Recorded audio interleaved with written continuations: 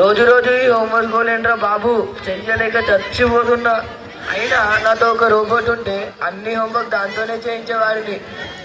అమ్మ నాన్న ఏ పని చెప్పినా దాంతోనే చేయించేవాడిని, హాయిగా ఆడుకునేవాడిని.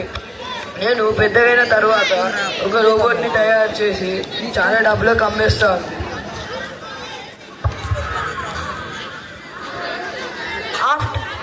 20 సంవత్సరాల తరువాత ఈ ప్రపంచం గర్వదగించిన రోజు. నేను ఈ ప్రపంచాన్ని మార్చబోతున్నాను.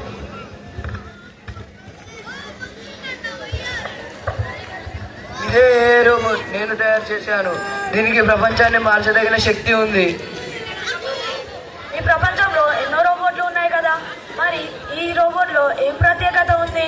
ఆ విషయం దాన్నే అడుగు, రోబోట్తోనే మాట్లాడు. రోబోట్ తో మాట్లాడవా? అసలు రోబో మనతో మాట్లాడుతుందా? అవును, రోబో అందరితో మాట్లాడుతుంది. దీని పేరే రోబీ. రోబీ మంచి పేరు పెట్టింది. ఓకే సార్, అడగండి మీకేం కావాలి. సరే, మరి ఇప్పుడు మనం దేని గురించి మాట్లాడదాం చెప్పుగా. వేరే దాని గురించి ఎందుకు, నా గురించే మాట్లాడుకుందాం. సరే, మరి నీ గురించి మాట్లాడుకుందాం. నువ్వు ఏమేమి భాషల్లో మాట్లాడావు చెప్పు. ఈ ప్రపంచంలో 7100 భాషలున్నాయి. ఇందులో కొన్ని ముఖ్య భాషలు కూడా ఉన్నాయి. నాకు 150 సాంకేతిక భాషలు వచ్చు. అంతేకాకుండా కొత్త భాషలు కూడా నేర్చుకోగలను.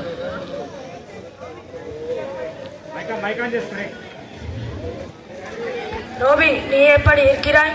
నేను ఎప్పటి ఇరిక్కిరన్, నువ్వు ఇప్పటి ఇరిక్కిరియవా? Have you eat food? I would not eat food. I will consume electricity.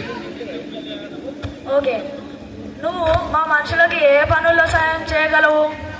నేను చిన్న చిన్న పనుల నుంచి ఆఫీస్ పనులు, షాప్ పనులు దాకా చేయగలను. చిన్నపిల్లలకి కవితలు చెప్పగలను, చిత్రాలు గీయగలను. వైద్యుడిలా వ్యాక్సిన్లు తయారు చేసి ప్రాణాలు కాపాడగలను.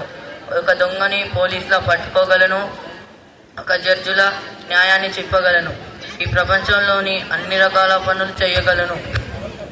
సరే, మరి నువ్వు వ్యాక్సిన్ తయారు చేస్తావు కదా, అలాగే వైరస్ని తయారు చేయలేవని నమ్మకం ఏమిటి? మా యజమాని ఎలా చెప్తే నేను అలా చేస్తాను.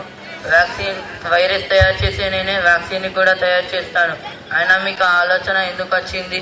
మా మనుషుల్లో కొంతమంది చెడ్డవాళ్ళు ఉన్నారు కదా, వాళ్ళ చేతిలో నువ్వు వెళ్తే నువ్వు వాళ్ళు చెప్పినట్టు చేస్తావు కదా. నా యజమాని మంచివాడైనా చెడ్డవాడైనా నేను నా యజమాని చెప్పినట్టు చేస్తాను. అయినా మీ మనుషులందరూ ప్రతిదానికి నన్నే వాడితే ఈ మనుషులకు ఉద్యోగాలు అనేవి ఉండవు. అయినా ఏఐని తప్పుది అని అనుకోవడం తప్పు. అది వాడేవారి చేతుల్లో ఆధారపడి ఉంటుంది.